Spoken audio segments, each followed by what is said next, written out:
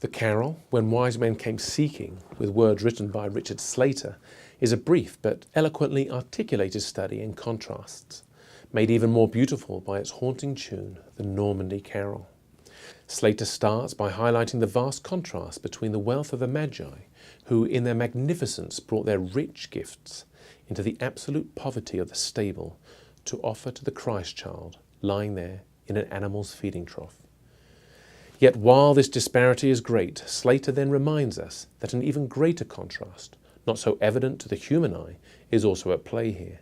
That chasm between the very glory of the throne room of heaven from which Christ came and the humble place of a stranger which Jesus occupied here on earth, in a garment of human flesh, and all because of his great love for us.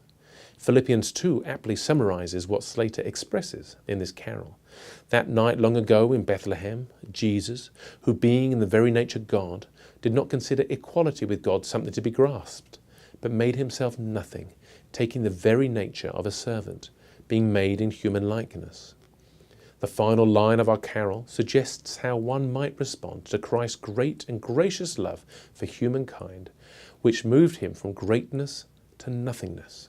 At Christmas time we gaze upon this love of God as revealed in the incarnate Jesus, and our hearts are stirred to love him back.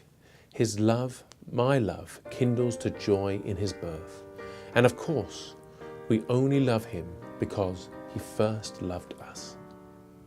When wise men came seeking for Jesus from far, with rich gifts to greet him and led by a star, they found in a stable the Savior of men, a manger his cradle, so poor was he then.